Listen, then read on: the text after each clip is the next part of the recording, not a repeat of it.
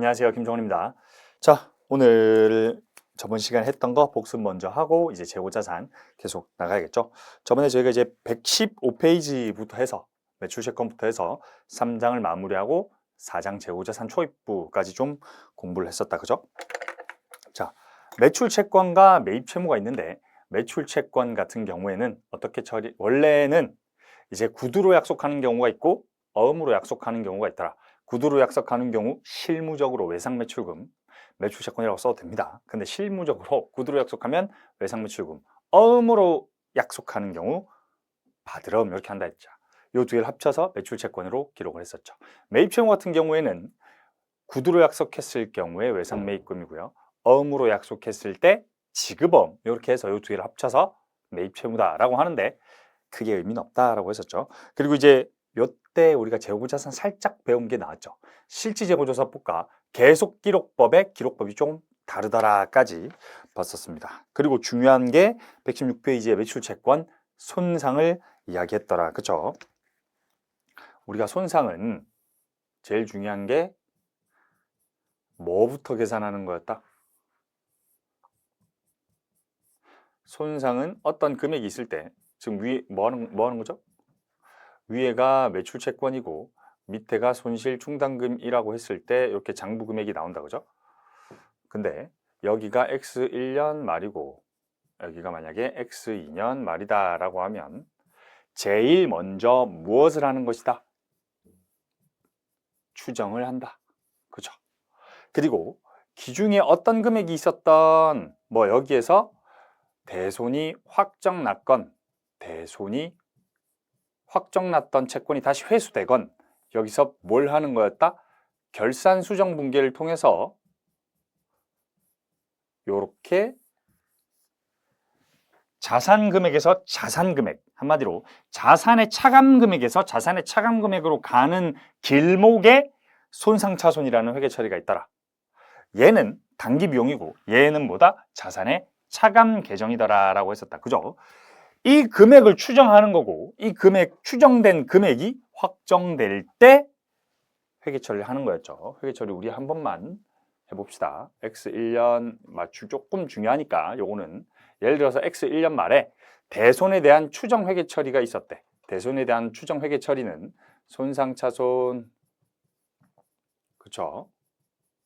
하면서 손실충당금 이렇게 했었다. 그죠?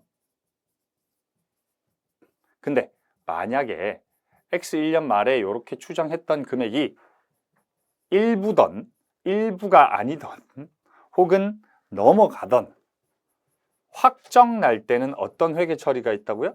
손실충당금 없애주면서 여기에 진짜 매출 채권을 상계해 준다. 이런 거를 재각 회계 처리라고도 합니다. 이런 걸 뭐라고 한다? 재각이라고도 한다.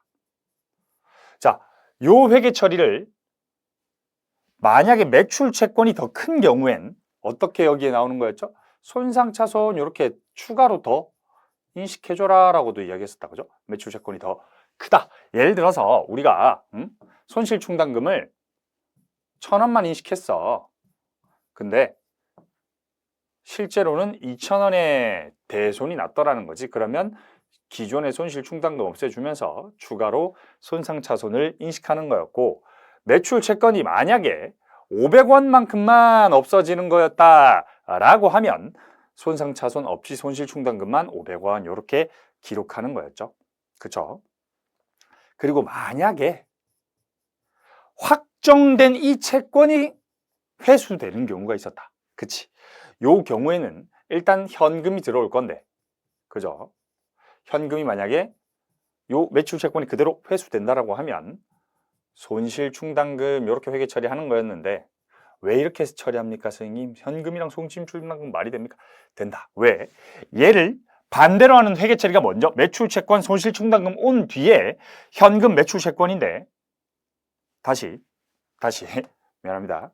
자, 원래 회계 처리는 매출채권과 손실충당금을 다시 원복하는 회계 처리가 나온다. 그렇죠? 반대로 말했네. 그리고 나서 이 매출채권을 회수하는 회계 처리가 나오더라. 그렇죠? 매출 채권 이렇게 500원 되더라. 근데 얘랑이 삭제되니까 결국 뭐만 남더라? 현금과 손실 충당금만 남더라 라고 했었다. 그죠? 그리고 나서 X 1년 말에 추정했었고 X 2년 말에 또 결산 수정 분계를 해야 되는 거지. 자, 이거 좀 중요한 말인데 이 결산 수정 분계 금액이 추정 금액이 아니죠. 요것도 사실은 결산이지 추정이 아니라 처음 1,000원이라고 추정했을 땐 X 1년 초에 0원이었을 거야. 그래서 1,000원이 기입됐지만 X 2년 말에 추정할 때는 기존의 금액이 남아있기 때문에 결산 수정 분계로 추정 금액을 만들어주는 거였죠. 그러니까 이 결산 금액이 이꼴 추정 금액이다가 절대 아니라는 거지. 그죠?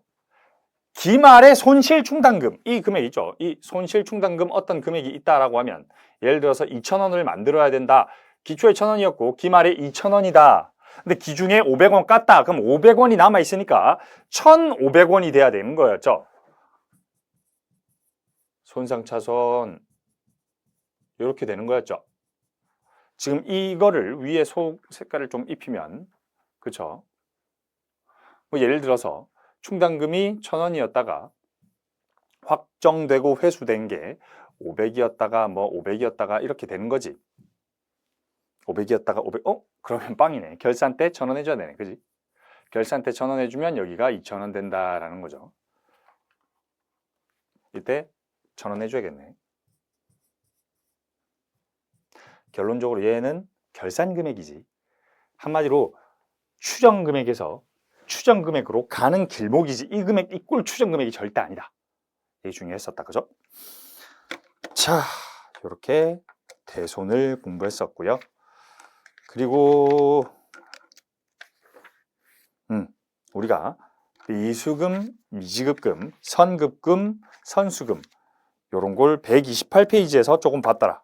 128페이지 한번 펴면서 복습 한번 해보죠. 일단 매출 채권과 매입 채무는 어떤 자산이었다? 주영업과 관련된 채권과 주영업과 관련된 채무들을 매출 채권과 매입 채무로 이야기를 했었고 미지급금, 미수금, 선급금, 선수금, 미수수익, 미지급비용, 선급비용, 선수수익 전부 뭐다? 주영업이 아닌 채권 채무다. 단지 금과 수익 비용을 나누는 건 어떤 게 있었다? 기관경과분에 대해서 실무적으로 비용이나 수익 이렇게 인식하고 기관경과분이 아닌 확정적인 금액을 금으로 표시를 좀 했었다. 그죠? 자, 그리고 우리가 연습 문제에서 대손의 회계 처리를 좀 봤었는데 채무 불이익률, 뭐 연령 분석표 이런 게 나왔다. 연령 분석표라는 건 말은 되게 어렵게 돼 있지만 결국은 경과 기관 별로 채무 불이익률 한마디로 말하면 채무 불이익률이 뭡니까? 여기서 대손율이지. 대손율이 이꼴 돈을 못 받을 확률이고, 그죠? 결국 경과기간별로 돈을 못 받을 확률을 계산해서 걔들의 평균 금액을 우리 무슨 금액으로 정의하는 거였지? 손실충당금 이꼴 기대신용손실 이꼴 대손충당금 뭐 이렇게 계속 금액을 불렀었죠. 그죠? 그 금액은 결국 추정하는 금액이다. 언제? 기말에 이 금액을 추정하는 거더라. 요게 연령 분석을 통해서 하는 거더라 라고 했었다. 자, 그리고 회계 순환 과정 한 번 더 봤었고요. 4장 재고자산으로 넘어왔죠. 자, 재고자산이란 어떤 자산이다? 판매를 위한 자산이다. 유형자산은 사용을 위한 자산이고 재고자산은 판매를 위한 자산이다. 이런 것도 이야기를 했었고요. 그렇기 때문에 똑같은 자산이더라고 하더라도 판매할 의도인지 사용할 의도인지에 따라 회계 처리 혹은 계정 과목의 분류가 달라진다고도 이야기했었습니다. 자, 우리 전기에 대해서도 이야기를 좀 했었는데 원래 상품이라는 계정 과목이 있다라고 하면 여기에 우리가 전기 2월부터 시작해서 그렇죠? 상품이 증가하는 건 어디요? 차변이죠. 상품이 증가하는 회계 처리가 현금으로 증가하거나 혹은 매입 채무로 증가했었고 상품이 감소하는 회계 처리는 매출 원가가 있더라. 그렇게 하고 나면 기말에 전기를 마감할 때 차기 2월이라고 전기했었더라. 근데 이렇게 적지 말자. 상품 구분할 때는 굳이 현금 매입 채무 그렇게 할 필요 없이 어떻게 구분하더라? 전부 매입이지 뭐 산 거지 뭐 이렇게 적고 여기에는 기말 재고 이렇게 적고 여기도 기초 재고 이렇게 적자 라는 거죠. 그러니까 결국 전기라는 건 계정 과목의 반대 과목을 적는 게 아니라 분계에서 차변이면 계정 과목에서도 차변에 적히는데 이유를 적자는 거였지. 그치? 전기에 대해서도 한번 이야기를 더 했습니다. 자, 그리고 우리가 재고자산의 측정에 대해서 수량 결정 방법까지 봤었죠. 재고자산의 측정은 두 가지를 해야 한다. 수량과 단가를 해야 한다. 왜? 토지와 조금 다른데 토지 같은 경우에는 한 토지가 전 세계에 두 개 있을 수가 없다. 그렇죠? 부산은 전 세계에 하나죠. 그런 것처럼 한 토지가 두 개 있을 수 없기 때문에 수량과 단가로 나뉘지 않는다. 토지 같은 자산은. 그런데 재고자산이라는 것, 동일한 자산을 매입하거나 제작하거나 그런 거다 보니까 수량과 단가로 나눠서 금액을 구해야 되더라. 예를 들어서 100개 1,000원이라면 10만 원 이렇게 금액을 만들어야 되더라. 그러면 이 수량을 결정하는 방법과 단위 원가를 결정하는 방법이 있는데 수량을 결정하는 방법에는 크게 두 가지, 실지재고조사법과 계속기록법이 있고 단위 원가를 결정하는 방법이 총 세 가지, 개별법, 선입선출법, 가중평균법이 있었다. 근데 여기서 그러니까 수량 결정 방법에서 실지재고조사법은 어떤 거냐라고 이야기를 하면 우리가 재고자산을 사고 가지고 있던 거를 합쳐서 우리 차변 합계라고도 하고 다시 우리가 기초에 있던 상품과 매입한 상품을 합해서 차변 합계라고도 하지만 판매 가능 재고라고도 불렀다. 근데 얘네는 무조건 집계 방법이 동일할 수밖에 없다. 왜? 창고에 있겠지, 기초에 가만히 있겠지, 그리고 기중에 샀겠지. 얘들은 수량과 단가 금액으로 계속 흘러 들어오겠죠. 그러나 우리가 팔 때와 기말에 남았던 이 재고자산들에 대해서 어떻게 측정하는지가 중요하더라. 매출원가를 먼저 팔 때마다 수량을 기록하는 방법을 계속기록법, 기말 재고를 먼저, 왜? 팔 때마다 수량도 계산하고 원가도 계산하고 이게 거의 힘들고 불가능하기 때문에 기말에 가서 재고를 한번 보자는 거지. 그러니까 우리가 갖고 있던 재고와 샀던 재고 전부 합쳐서 판매 가능 재고라고 하는데 이 중에 팔 거 팔고 남은 게 요만큼이다. 그러면 판 건 요만큼이다가 실질재고조사법. 그치? 근데 우리가 산 거랑 갖고 있던 거 다 합해서 판매 가능 재고 중에 판 걸 다 기록했더니 그럼 남은 건 무조건 이 금액이겠네 라고 하는 게 계속기록법이었죠. 거기까지 우리가 배웠었습니다. 자, 계속기록법과 실질재고조사법의 회계처리가 조금 달랐죠. 그죠? 계속기록법과 실질재고조사법의 회계처리가 어떻게 달랐냐? 144페이지를 좀 보면서 보도록 하죠. 우리가 이때까지 재고자산 챕터를 오기 전까지 상품을 매입할 땐 상품이라고 적고 오른쪽에 대변에는 현금 또는 매입채무를 적었었어. 그리고 상품을 팔 때는 매출채권 또는 현금 차변에, 그리고 대변의 매출, 그리고 상품이 나갔으니까 대변의 자산의 감소, 상품, 차변의 매출원가라고 기록을 했었는데 얘는 사실은 계속기록법이더라. 그치? 144페이지에 우리가 이때까지 재고자산 챕터를 배우기 전까지 배웠던 게 계속기록법이다라는 거였죠. 근데 사실은 그거는 조금 난해하다는 거지. 왜? 판매될 때마다 매출원가를 계산해야 되는 어려움이 있더라. 그렇기 때문에 실지재고조사법이라는 회계처리도 가능한데 재고자산을 매입할 때 뭐라고 회계처리한다? 대변은 당연히 나가는 현금과 매입 채무는 똑같겠지만 차변의 상품 대신 매입이라는 걸 기록한다. 매입이라고 안 해도 된다 했다. 그죠? 매입이라는 계정 과목을 꼭 써야 되는 건 아니에요. 상품이라고 써도 돼. 근데 많은 교과서에서 매입이라는 계정을 쓴다. 왜 그럼 매입이라고 씁니까? 말해주면 기초에 있던 자산과 매입한 자산을 구분하자는 거지. 왜? 얘 두 개를 더해가지고 실지재고를 먼저 계산할 건데 굳이 썩지 말고 얘 하기 전까지는 구분하자는 거야. 그럼 계속기록법에서도 매입이라고 하면 안 됩니까? 되는데, 그러면 계속기록법 같은 경우에는 팔 때마다 대변의 상품을 감소로 적어야 되는데, 그럼 매입으로 했다가 다시 상품으로 기준에 또 돌렸다가 팔고, 번잡스럽다 이거지. 처음부터 상품으로 기록해야 팔 때마다 상품으로 기록하기가 편한 거고, 실지재고 조사법 같은 경우에는 매입으로 기록을 해 놓았다 하더라도 전부 팔렸다고 먼저 가정하고 시작하죠. 회계처리 자체가 기초 상품이건 매입 상품이건 전부 팔렸다고 매출원가로 가정하고 남은 재고자산이 팔리지 않았다라고 가정하니까 매입이라고 적는 게 조금 더 효율적일 것이다. 관리 측면에서 그렇게 판단을 해서 적는 것이지 상품이라고 적어도 아무 문제 없다.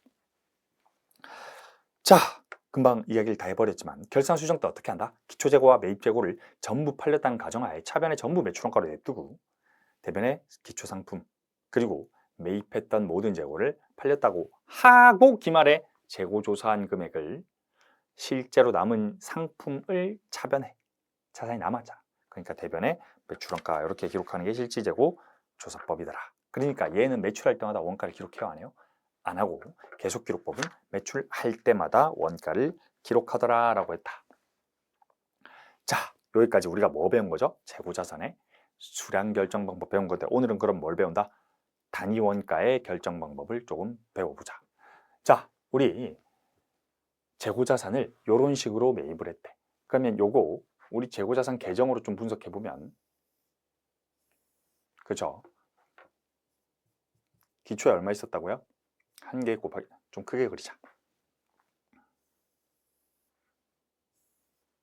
자, 기초에 1개 곱하기 1,000원이었대. 그리고 현금 매입이건 외상 매입이건 뭐라고 적자? 우리 차변에 매입으로 적자 했었죠. 자, 매입한 게 단가가 다르네.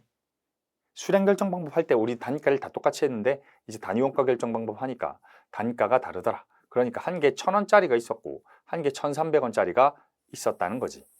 그러면 수량이 3개인 건 확실한데 여기 단위 원가 금액은 잘 모르겠고 금액은 1,000원, 1,000원, 1,300원 해서 합해서 차변의 합계가 3,300원이라는 건 알겠다.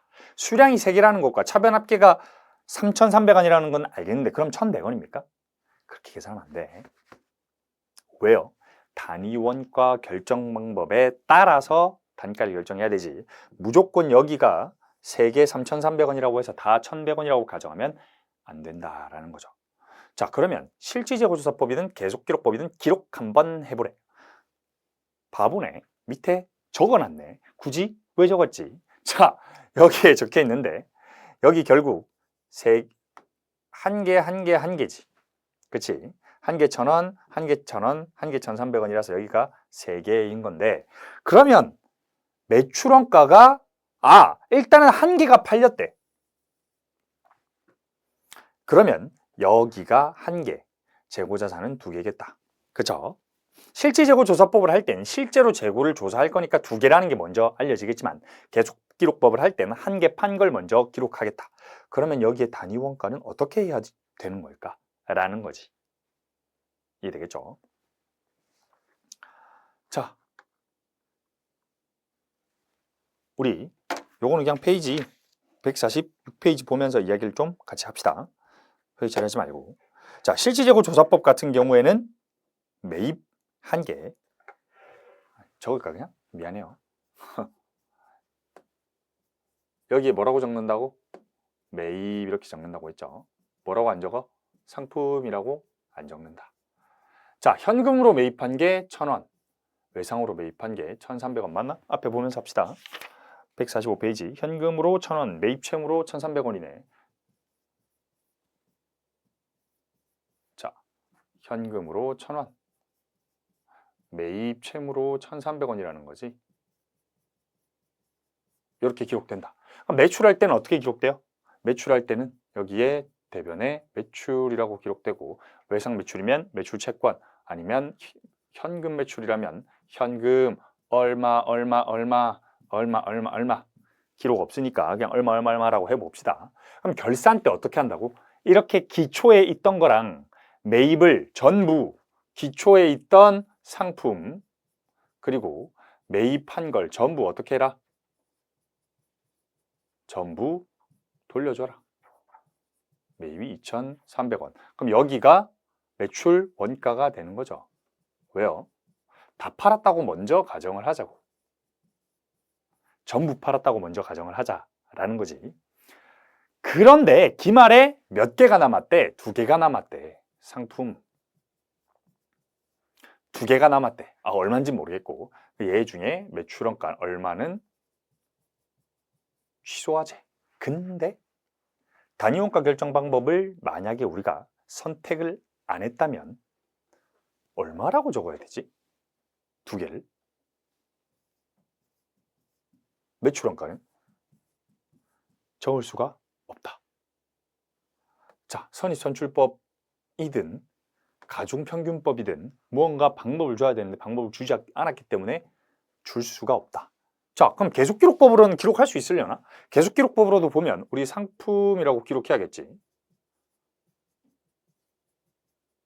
상품이라고 해서 여기에 똑같이 1,000원, 1,300원 이렇게 기록되겠죠. 매출 시점에 여긴 당연히 뭐 현금, 매입 채무 이렇게 되겠지.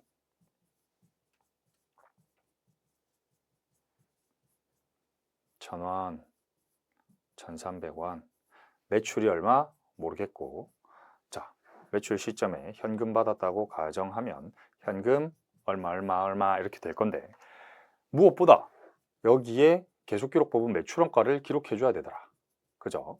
그리고 대변에 상품을 기록해야 되는데 이때 상품은 뭘 판 거지? 이 역시 단가를 모르면 기록할 수 없더라라는 거지.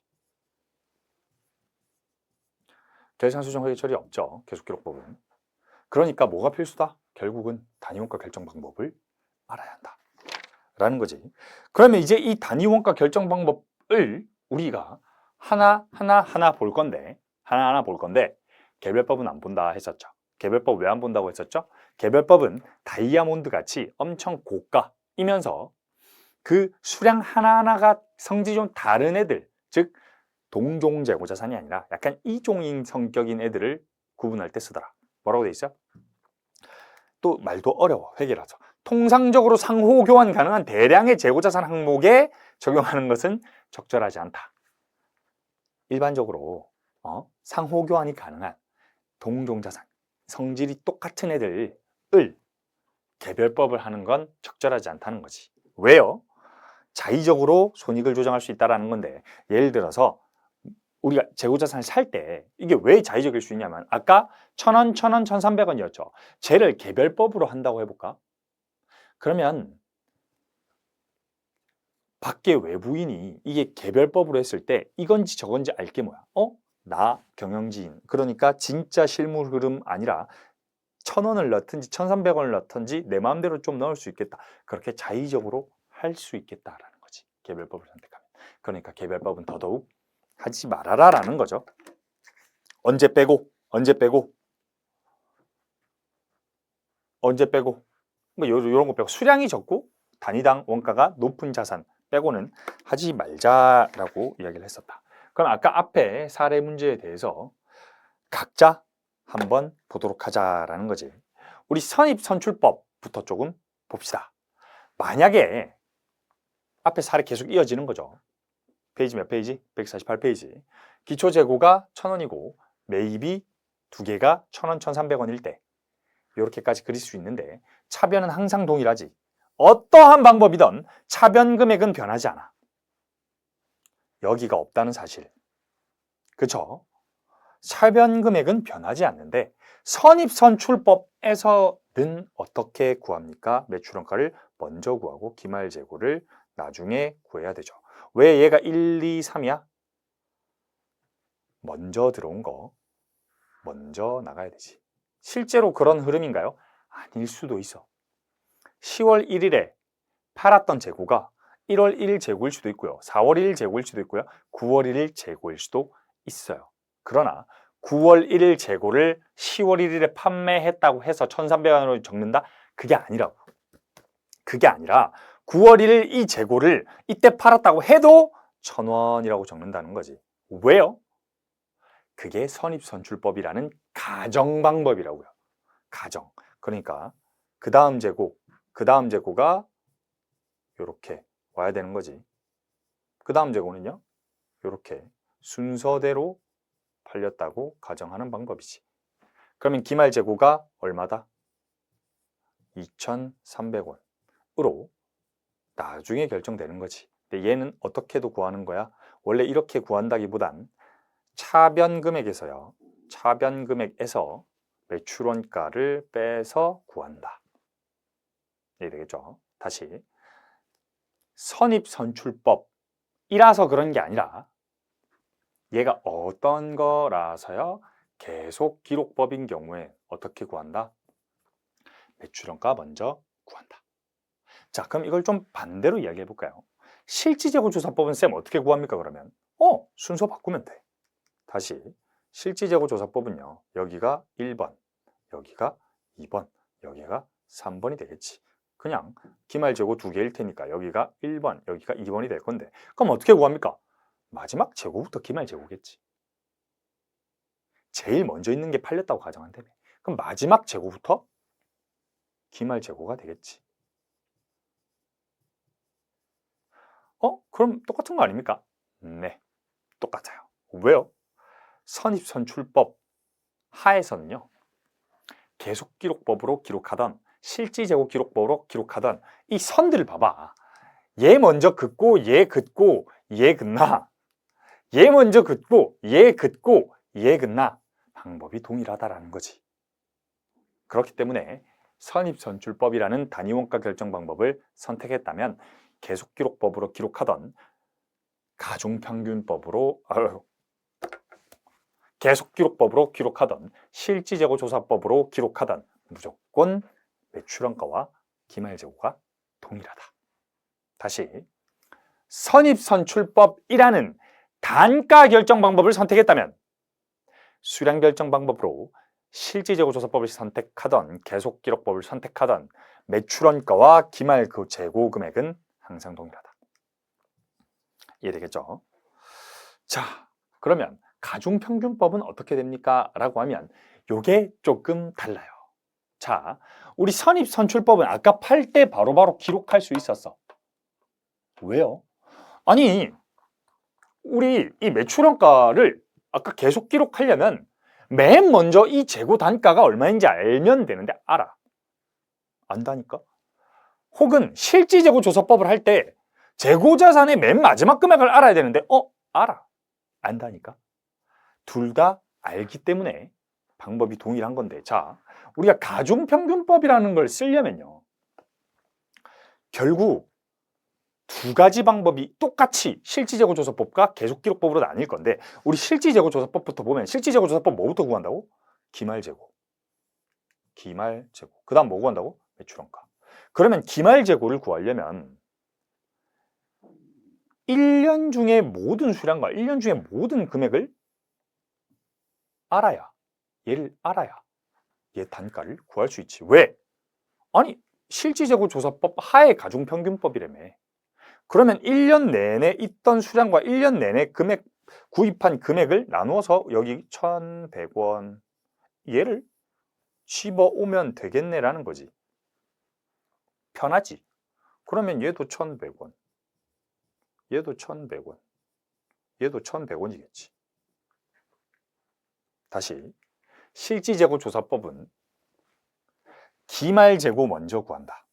근데 기말재고는 언제 구한다? 기말. 언제? 실지재고를 조사할 때. 개수를 먼저 구하는 거지. 창고에 가정을 해보자고. 우리가 이제 실지재고조사법과 가중평균법을 선택한 여자. 그럼 이제 창고에 이렇게 갑니다. 기말에 12월 31일에 딱 가가지고 재고가 몇 개 있나? 김 과장 1개, 2개 있구만. 오케이. 여기 2개 있어. 그럼 이 2개 단가 얼마인가? 김 과장이 가져오지. 기초에 단가 얼마였고요. 매입 1개 요구이기 때문에 합해서요. 3,300원짜리 3개였기 때문에 한 개당 1,100원이라고 보시면 됩니다. 이렇게 하는 게 뭐다? 실지재고조사법 하에 가중평균법이라는 거지. 그러면 나머지 단가도 동일하겠지. 2,200원, 1,100원 이렇게 되겠지. 그러니까 가중평균법인데 실질재고조사법인 경우에만 얘를 쓴다. 얘를 모든 대변의 단가에 다 쓰는 거지. 다시 실질재고조사법이면서 가중평균법이에 그랬을 때 얘를 우리는 총평균법이라고 부른다. 이해되겠죠? 그렇기 때문에 얘는 언제 구할 수가 없어? 기중에 구할 수가 없어요. 다시 총평균법은요, 기중에 구할 수가 없다. 왜? 아니 1월 1일부터 12월 31일까지 전부 구입한 재고의 평균이라며. 실질재고 조사할 때만 나온다며. 그렇기 때문에 얘는 적어놓자 우리. 기중에 구할 수가 없다. 기중에 원가 계산 불가. 그치? 기중에 원가 계산이 불가능하다. 자, 그리고 그러면 가중평균법에도 두 가지 방법이 있을 수 있겠다. 계속기록법을 보자면 계속기록법은요, 기중의 단가가 나와야 돼. 다시 계속기록법이 기중의 단가가 나와야 되는 이유가 뭐예요? 기중의 매출원가를 계산해야 되잖아. 아니 회계처리 계속 떠올려봐. 여러분 우리가 매입 회계처리가 있었고요, 매출 회계처리가 있었잖아요. 그리고 결산 회계처리가 있었죠. 매입할 때 뭐라고 해요? 계속기록법은 상품이라고 기록하고요. 그렇죠? 매출할 때는요, 여기도 상품이라고 기록을 한다고요. 매출채권, 매출원가 이렇게 기록하잖아. 그러면 이 금액이 필요하잖아. 왜? 매출할 때마다 기록해야 되니까. 근데 실질재고조사법은 얘가 없는 거고 계속기록법은 얘가 있는 거지. 그러니까 매출원가를 팔 때마다 기록해야 되기 때문에 팔 때 단가가 필요하다. 그럼 어떻게 계산하는데요? 팔 때까지의 평균. 다시 팔 때까지의 평균입니다. 그러면 얘 단가의 평균이겠지. 합해서 얼마? 2,000원. 합해서 얼마? 2개. 그럼 여기가 1,000원 이렇게 되겠지. 그럼 여기는요? 여기는 어떻게 구합니까? 오케이, 그걸 말해주자면 2개 중에 1개 팔았죠. 몇 개 남았어요? 1개. 1개 얼마예요? 1개 1,000원만큼 남았어요. 언제? 8월 1일에. 그럼 기말에는요, 1개 1,000원짜리랑 1개 1,300원짜리 이렇게 해서 2개 남은 거지. 금액이 얼마? 1,000원, 1,300원에서 2,300원이지. 단위당 얼마입니까? 1,150원. 이렇게 구하는 거지. 2,300원. 얘도 똑같죠. 계속기록법이니까 뭐 먼저 구해요? 매출원가. 그럼 기말재고는 어떻게 구할 수 있어요? 차변 합계에서요. 차변 합계가 뭐라고요? 판매 가능 재고에서요. 뭘 빼? 매출원가를 빼서 구하는 게 더 쉽다. 다시 매출원가를 먼저 기록하는 놈이고 기말재고는 판매 가능 재고에서 판매된 놈을 빼서 구하는 게 더 쉽다라는 거지. 자, 그렇기 때문에 만약에 이 날짜가 바뀌면, 이 날짜가 8월 1일이 아니라 10월 1일이래. 그럼 여기 단가가 얼마가 될까? 1,100원이 되겠지. 왜요? 10월 1일이면요. 여기가 10월 1일이면 10월 1일은 어디까지야? 여기까지지. 그러면 3개 3,300원의 평균이 돼야 되는 거지. 다시 8월 1일인 경우에는 8월 1일로 잘라야 돼. 왜?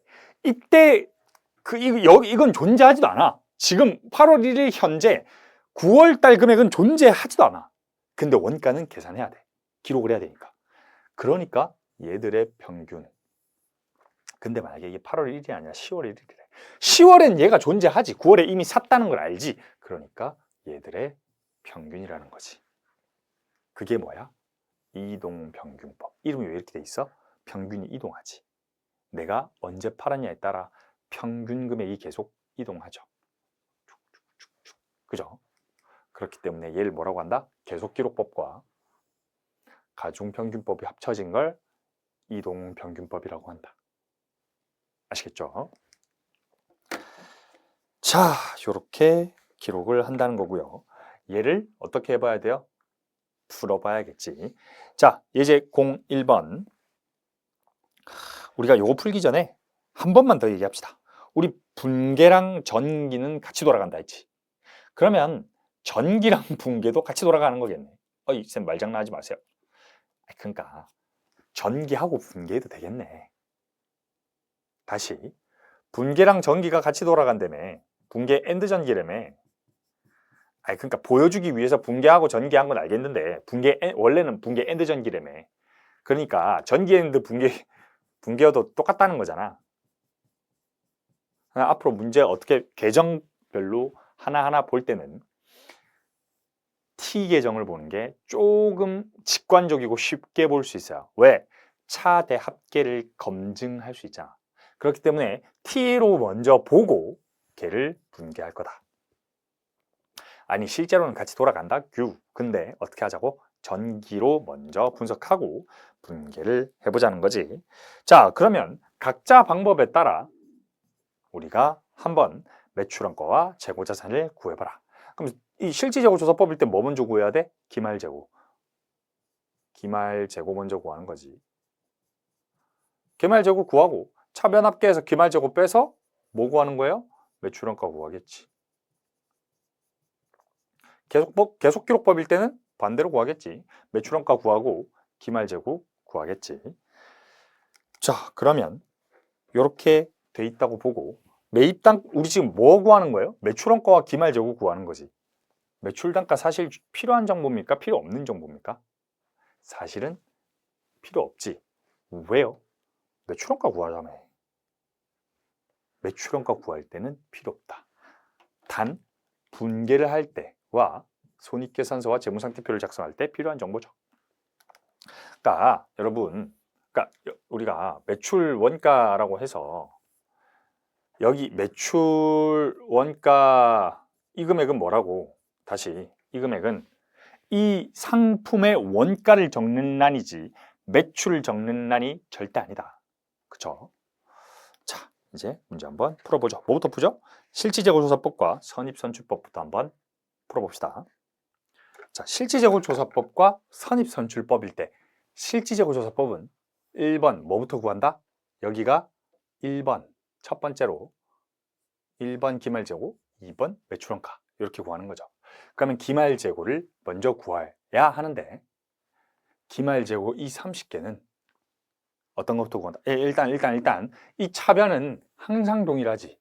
다시 앞에 페이지 한번 봅시다. 151페이지 보면 기초재고 10개 1,100원에 매입해서 11,000원이 있는 거고요.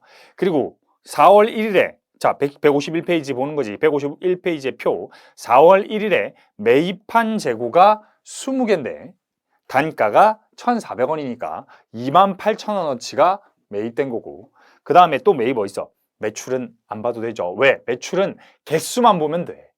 매출은 개수만 보면 되는 거지 여기에 매출액이 기록되지 않는다. 왜? 여기는 재고자산 금액이지. 재고자산과 매출은 관련이 없죠. 매출 원가와 재고자산이 관련 있는 거지. 매출은 뭐와 관련 있죠? 매출, 채권, 현금 이런 거고 재고자산은 매출 원가와 관련이 있다. 그죠? 그러니까 우리 매출은 수량만 파악하면 되고 매출 원가를 계산하기 위해서 여기에선 매입만 보는 거다. 그러니까 9월 1일 30개 1,700원에서 51,000원까지 그리고 기말재고는 남은 거니까 안 봐도 되겠네. 자, 기말재고가 그러면 30개래. 얘가 얼마일까라는 거지. 무슨 방법? 선입선출법이래. 그러면 30개. 30개네. 그대로 와야겠지. 그대로. 30개가 그대로 온다. 그럼 얼마? 51,000원. 단가 얼마? 1,700원. 그럼 기말재고가 51,000원이니까 매출원가 얼마예요? 9만원. 빼기 51,000원. 39,000원이겠네. 또 어떻게 구할 수 있다? 여기 1번, 2번, 3번 이렇게도 구할 수 있겠다. 그지? 역순으로. 혹은 1번, 뭐 2번, 3번으로 구하던 그거는 자유겠지. 자, 7월 1일 매출원가 얼마냐라고 하면 여기에 10개랑 여기에서 반 잘라서 10개가 들어가 있겠네. 그러니까 7월 1일은 10개 1,100원 더하기 10개 1,400원일 거고요. 10월 1일은 10개 1,400원이겠다. 그러나 이거 중요하다, 중요하지 않다? 계산은 굳이 하자면 할 수 있지만 중요한 건 기말 재고가 51,000원이라는 거고 90,000원 중에 51,000원이 남았으니까 39,000원어치는 팔았다는 게 중요하지. 계산하면 얼마 됩니까? 뭐 39,000원이겠지 당연히. 10 곱하기 1,100, 10 곱하기 1,400 하면 얘가 25,000원, 얘가 25,000원, 얘가 14,000원 해서 합해서 39,000원 이렇게 구할 수도 있지만 굳이 그럴 필요 없다라는 거죠. 그러면 매입 시점부터 회계 처리해보면 4월 1일에 얼마 매입, 딱 보이게 할까? 보면서 하자. 4월 1일에 얼마 매입했어요? 여기에 매입, 여기도 매입. 얼마입니까? 20개, 30개지. 아이고, 20개, 30개, 28,000원, 51,000원. 여기가 28,000원. 여기가 51,000원. 우리 현금 매입했댔나? 외상 매입했댔나? 말 없으면 현금 쓰면 되지 그냥. 매입시험 써도 됩니다. 여러분이 매입시험 썼다고 해서 틀린 거 아니라 가정 없으면 그냥 쓰는 거지. 자, 현금 또는 매입시험이겠지. 이렇게 쓰고 매출할 때 뭐만 쓴다고? 매출만 쓴다고. 그렇지. 매출할 땐 매출만 써야겠지. 여기도 매출 채권 또는 현금 이렇게 쓰면 되겠죠.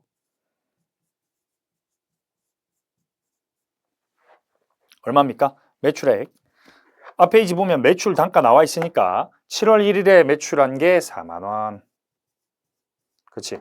그리고 10월 1일에 매출한 게 22,000원, 10개 2,200원에 팔았으니까 22,000원. 이렇게 매출할 때 회계 처리하는 거지. 그러니까 날짜는 이렇게 돼 있지만 뭐 4월 1일 했다가 7월 1일 했다가 9월 1일 했다가 10월 1일 하겠지만 우리 매출과 매입 시점으로 나눠 보자고요. 그럼 결산 수정할 때 어떻게 한다? 기초에 있던 상품이 있지. 얼마 있었어요? 이게 뭐야? 기초에 있던 상품이지. 얼마 있었죠? 10개 1,100원, 11,000원.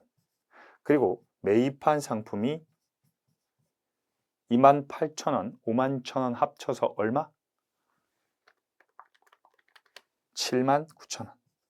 이걸 합해서 뭐라고 한다고? 판매 가능 재고. 판매 가능 재고가 아까 차변 합계였고 이 차변 합계가 합쳐서 9만 원이더라. 근데 다 팔았어? 아니, 다 안 팔았어. 얼마 남았는데? 51,000원어치 남았더라. 기말에 보니까 상품이 다 팔린 게 아니야. 기말에 보니까 51,000원만큼 남았어. 그래서 매출원가 중에 9만 원 중에 51,000원은 매출원가가 아니야. 그러니까 9만 원에서 51,000원 뺀 39,000원이 매출원가다. 이렇게 구한다는 거지. 이게 지금 뭐 한 거예요? 선입선출법인데 실지재고조사법일 때 한 거지. 다시 실지재고조사법인데 선입선출법일 경우. 자, 그럼 2번 계속기록법일 땐 어떻게 하냐라는 거죠. 계속기록법일 땐 당연히 무조건 1, 2, 3이 되겠지. 계속 기록해 나가야 되니까 실지재고 조사를 먼저 하는 게 아니라 팔 때마다 원가를 기록해 나가야 되니까 당연히 매출원가를 먼저 기록하고 기말재고를 두 번째로 기록하는 거지. 매출원가를 먼저 기록하면 7월 1일과 10월 1일의 매출원가를 기록해야겠죠. 사실 근데 방법은 동일하지. 10개. 아까 이거 10개 잘라서 이렇게 반으로 잘라서 10개 해서 20개지. 그러니까 7월 1일엔 10개 곱하기 1,100원 더하기 10개 곱하기 1,400원이 될 거고 여기 10월 1일에는 10개 곱하기 1,400원이 된다.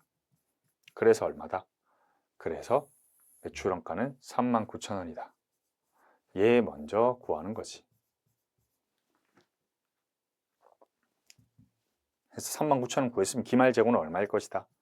총 판매 재고 중에 우리가 요만큼 팔았다. 그러니까 기말 재고 요 금액이다 라고 하는 게 맞고, 어떻게도 할 수 있어? 맨 뒤에 금액을 그대로 가져올 수도 있더라. 30개 1,700원 해서 51,000원이더라 라고 해도 되더라. 근데 이 방법이 맞겠지. 이게 뭐예요? 계속기록법하에 기말재고를 구한 거지. 매출원가를 먼저 구한 뒤에 기말재고를 구하는 거지. 자, 그럼 분기에서도 같이 볼까요? 재고자산 살 때 뭐라고 기록해? 여기에는 매입이라고 기록을 안 하지. 상품이라고 기록을 하지. 상품 28,000원, 51,000원이죠.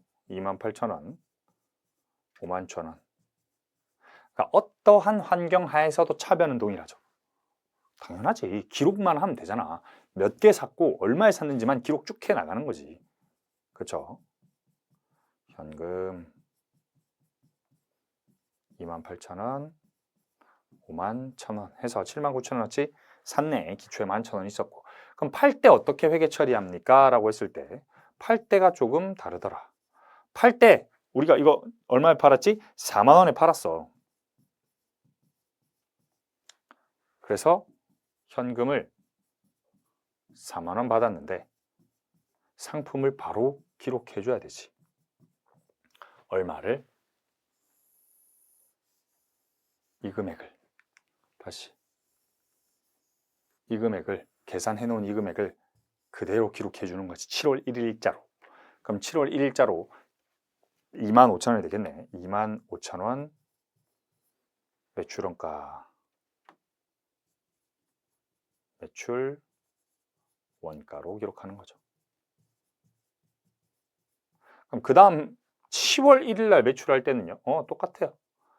매출 얼마였죠? 22,000원이었지? 22,000원. 이때 몇 개 팔아서? 10개 팔았어요. 현금 22,000원. 이때도 똑같이 상품이 10개가 나갔다. 근데 이때는 10월 1일이니까 10월 1일 상품 가격이 반영돼서 14,000원 되겠지. 여기가 매출원가가 얼마? 14,000원. 그러니까 매출원가는 어떻게 구해져? 팔 때마다 기록이 돼 있지. 합해서 39,000원 이미 적혔지. 그럼 상품 잔액은요? 기초에 11,000원 있었고 79,000원을 더해서 9만 원이 차변에 생겼어. 근데 우리가 빠질 때마다 기록을 했기 때문에 9만 원에서 39,000원을 빼서 기말 재고는 자연스럽게 51,000원만 차변에 남아있게 되겠지. 다시 우리 이거 아무것도 하기 전에, 이거 하기 전에, 다 하기 전에 상품 차변에 11,000원 남아있다. 재무상태표상에. 근데 이렇게 기록함으로써 재무상태표상에 상품이 얼마가 돼? 9만 원이 됐다가 이렇게 기록하면서 상품이 얼마가 돼? 51,000원으로 변하는 거지. 그러니까 계속기록법에선 결산수정분기가 있다 없다? 없다. 판매된 재고에 대한 계속기록법 결산수정분기는 없다. 자, 똑같은 걸 가중평균법일 때 계산해 봐야겠지. 가중평균법일 땐 사실 좀 간단해. 여기를 기록해 주면 되지. 가중평균법일 때만 여기에 기록이 의미가 있는 거예요. 다시 가중평균, 심지어 가중평균법 중에 어떤 방법일 때? 실지재고조사법일 때만 여기가 의미가 있다. 이동평균법조차 여기가 의미가 없죠. 언제일 때? 총평균법일 때만 여기가 1,500원이라는 사실이 1,500원 맞지? 1,500원이라는 사실이 이때만 유의미하더라. 왜? 전부 1,500원이거든. 그러니까 요 평균 금액을 다 뿌려주는 거잖아. 실제로는 총평균법 하에 대변 단가 금액은 어떻게 되는 거야? 전부 동일. 그러니까 그냥 여기가 이렇게 되는 거지. 그럼 1500, 1500, 1500이겠지. 그죠? 아이고. 여기도 1500, 여기도 1500, 여기도 1500, 여기도 1500이 되는 거지. 그렇기 때문에 7월 1일자로 1500은 구할 수 있다, 없다? 없다. 10월 1일자로도 없다. 언제만 구하는 거야? 12월 31일자로만 실제로 재고조사를 하고 나서 1,500원을 구할 수만 있는 거지. 그럼 여기가 45,000원 이니까 여기가 당연히 45,000원이겠구나. 두 개 합쳐서 하고 나온다는 거지. 얘 7월 1일, 10월 1일 매출원가 구분할 필요 있다, 없다? 구분할 필요도 사실은 없다. 굳이 구분할 수 있지. 30,000원이고 15,000원이라고 구분할 수 있지만 굳이 필요하지 않다. 왜? 여기는 실질재고조사법이고요. 실질재고조사법은 기말재고를 먼저 구하는 거거든요. 그러면 기말재고 얼마로 구했어? 45,000원 30개 1,500원에서 45,000원이라고 구했고 매출원가 어떻게 구했죠? 90,000원에서 빼기 45,000원으로 45,000원이라는 걸 구했는데 굳이 따지자면 이렇게도 할 수 있다 라는 거지. 자, 그럼 회계 처리를 한번 해보면 매입 시점에 뭐라고 회계 처리해요? 매입 얼마? 28,000원, 51,000원. 이게 똑같지. 그냥 우리 79,000원 적자. 두 줄 합쳐서. 안 적어도 되겠지. 적으라고요? 네, 알겠어요. 불성실하지 않도록 노력하겠습니다. 자.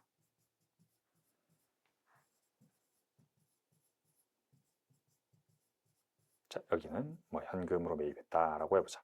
매출 어떻게 돼요? 앞에랑 똑같지. 그러니까 결산 수정 분계 말고는 뭐가 똑같아? 실질재고조사법과 그러니까 실질재고조사법 하에서는 결산 빼곤 다 똑같은 거지. 얼마였어? 40,000원이었고 여기가 22,000원이었고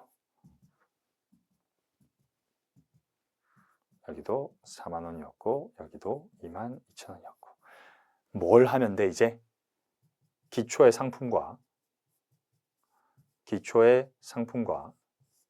매입한 걸 다 어떻게 하는 거였어?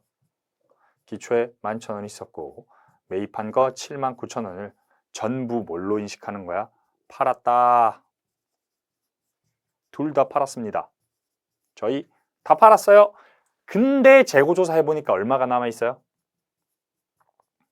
이때 얼마가 남아있어요? 45,000원이 남아있는 거죠. 그러니까 답한 거 아니더라 라는 거지. 답한 거 아니더라. 이렇게 구하는 거죠. 자, 그러면 이제 세 가지 구했고 마지막 하나 남았는데 계속기록법과 가중평균법이 섞인 이동평균법. 근데 뭔가 그림이 딱 하나 있네. 얘는 조금 달라. 자, 첫 번째로 매출원가를 구하고 두 번째로 기말재고를 구하지. 오케이, 알겠어. 그럼 매출원가 이 20개는 어떻게 구하는 거예요? 10개, 10개인가?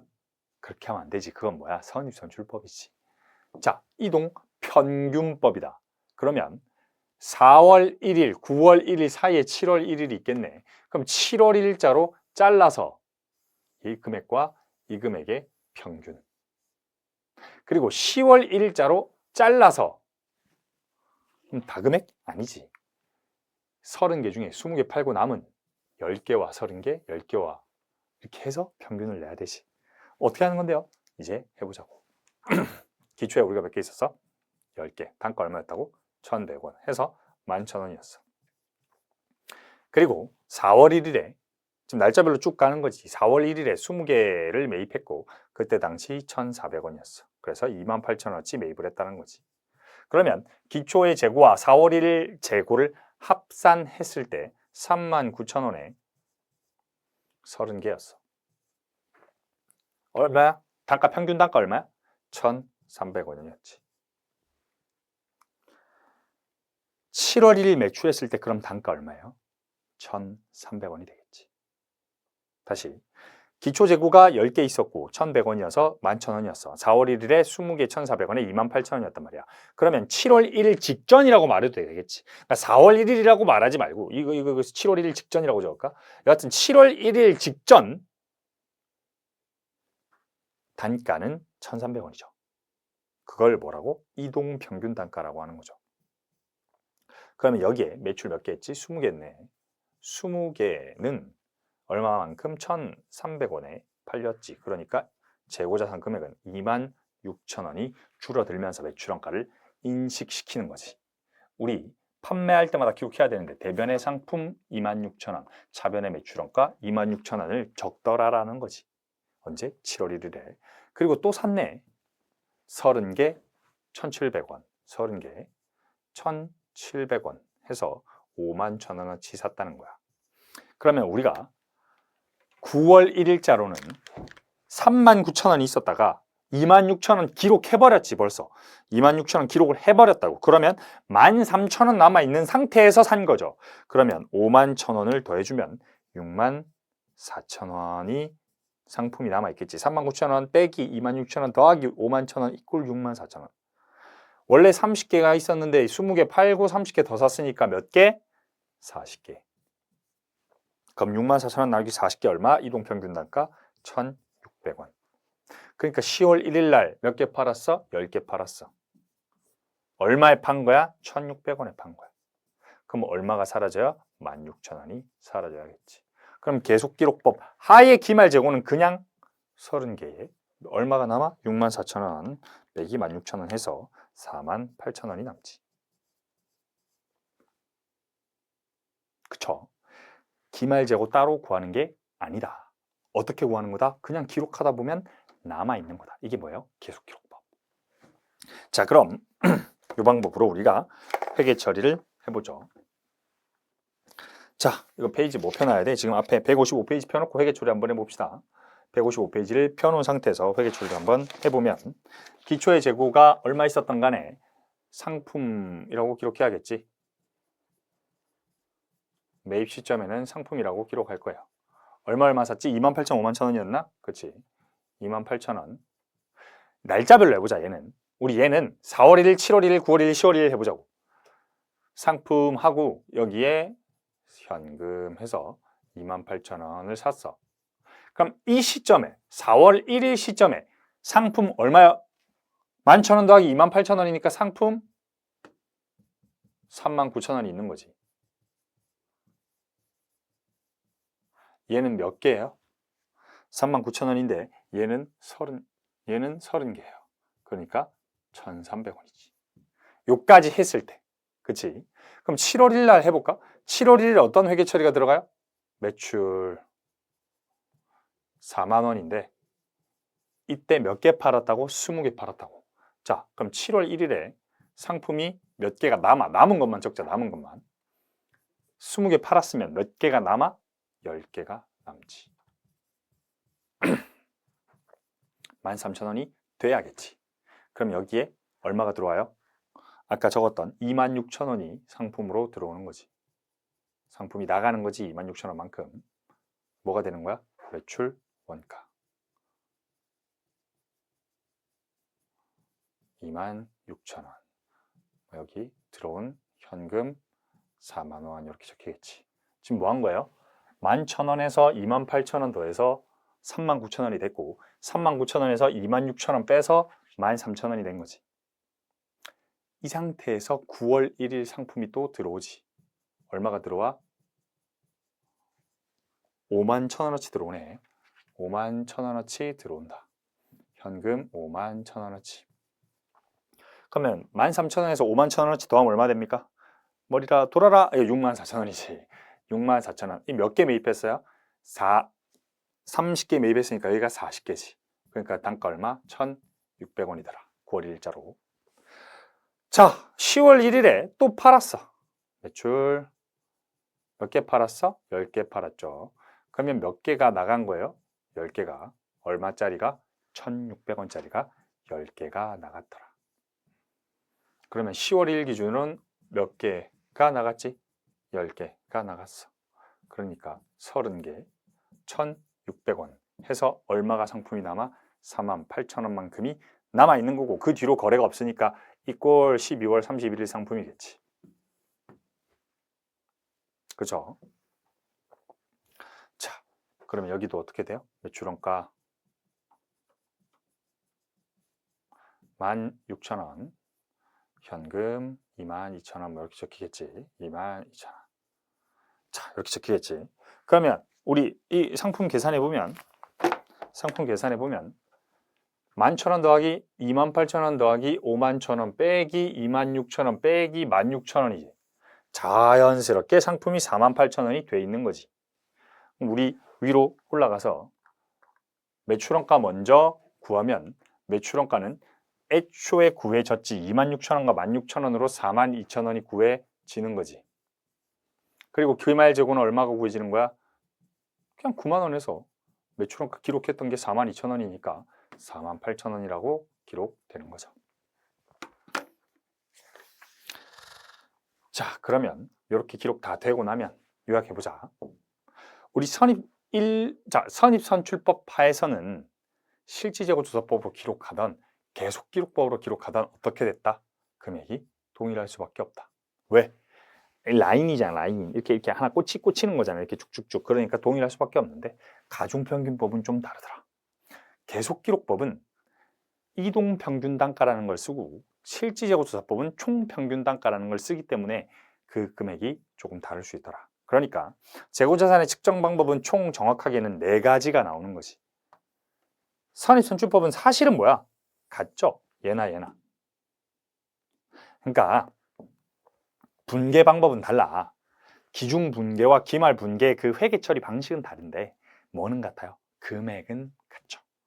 그러니까 단위원가 결정 방법이 개별법이냐 선입선출법이냐 총평균법이냐 이동평균법이냐 4개가 나온다는 거지. 알겠죠? 자, 이렇게 된다. 자, 이렇게 해서 우리가 지금 어디까지 배운 거야? 단위원가 결정 방법까지 배운 거죠. 그럼 지금 뭐 배운 거죠? 수량 결정 방법 배웠고 단위원가 결정 방법을 배운 거지.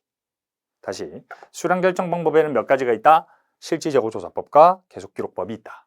단위원가 결정 방법에는 몇 가지가 있다? 3가지가 있는데 개별법, 선입선출법, 가중평균법이라고 한다. 얘 2 곱하기 3을 크로스 해봤더니 사실 개별법은 동일하더라. 왜? 실질재고조사법으로 하든 계속기록법으로 하든 얘는 그냥 당연히 이 한 개가 딱 원가가 꽂혀 있을 테니까 금액이 무조건 동일할 수밖에 없지. 근데 선입선출법도 사실 가정 자체를 이렇게 하다 보니까 라인이 생기니까 밑에서부터 선을 긋던 위에서부터 선을 긋던 선입선출법도 금액적으로 같더라. 뭐가 다르냐? 가중평균법 하에서만 이 2가지 방법이 금액이 다르게 적히더라라는 거죠. 요 2개만 다르더라. 그치? 그러니까 실질적으로 재고자산의 원가 흐름 가정은 4가지가 있는 거지. 이해되겠죠? 왜요? 수량 결정 방법에 따라 단가 결정 방법이 달라지는 게 가중평균법이기 때문에 단가 결정 방법이 3가지라고 할 수 있지만 크게 믹싱돼서 4가지가 된다라고 알아두시면 좋을 것 같습니다. 요거 4개 다 뭘로 한 거예요? 우리가 전기 먼저 했죠. 그러니까 우리가 뭐 먼저 한 거야? 이거 다 이 전기를 먼저 한 거지. 왜? 아니 보기 쉽잖아. 수량, 단가, 금액, 수량. 이거 분기했다가 이렇게 여기에 했다가 저기에 했다가 여기에 했다. 이게 보기가 어렵다고. 이해되겠죠? 이렇게 해야 보기가 쉽다고요. 계정별로 분석하기가 쉽다고요. 왜 전개하는 게 알겠죠? 여기 뭐라고 썼어? 현금, 뭐 매입 채무 이렇게 안 썼죠? 그냥 매입이라고 썼다. 그러니까 어떻게 하기 쉽지? 전기를 했을 때 요게 분석하기가 쉬우니까 재고자산은 전기 먼저 하고 회계 처리를 하는 게 좀 더 금액을 구하기 쉽더라. 왜? 결국은 재고자산의 회계 처리는 뭐 어떤 거예요? 매출원가와 기말재고를 구하기 위함이다. 다시 결국은 산 모든 재고인 우리 판매 가능 재고자산을 실제로 판매한 것과 기말에 남은 것, 실제로 판매한 것과 기말에 남은 것으로 배분하는 거지, 원가를. 기초에 갖고 있던 것과 기중에 산 걸 다 합쳐서 판 것과 남은 거를 금액을 찢어준다는 거지. 왜요? 그냥 원래대로 하면 안 됩니까? 되는데, 그런 개별법을 사용해도 되는데 너무 어렵더라. 구슬을 구슬 파는 회사라고 했죠. 몇억 개 있는 구슬. 이거는 이 구슬은 1,000원에 사오고 저 구슬은 1,200원에 사오고 저 구슬은 800원에 사와서 다 섞어놨어. 그 구슬이 한 개에 얼마였는지 그 추적 자체가 불가능하다는 거지. 한 군데 다 섞어놓으면. 이해되겠죠? 예를 들어서 휘발유라고 생각해봐. 휘발유 금액이 계속 바뀌어. 그 휘발유 떴을 때 이 휘발유가 그 휘발유인지 알 수 있습니까? 알 수 없죠. 그러니까 뭘 쓰는 거다? 원가가 흘러가는 가정을 쓰는 거라는 거지. 가정을. 예를 들어서 이게 여러분 개수가 아니라 리터라고 생각해봐. 10리터 1,100원에 11,000원 해서 사왔어. 이때 20리터가 어떤 리터인지 알 수가 없다는 거죠. 그러니까 가정을 해서 우리가 총 30리터 팔고 30리터 남았는데 얼마짜리인지 가정을 하기 위한 방법들이 앞에 있는 단가 결정 방법과 수량 결정 방법에 따라 달라진다라는 거였죠. 자, 조금 쉬었다가 우리 이제 수량 감소와 단가 감소에 대해서 보도록 합시다. 좀 쉬었다 보겠습니다.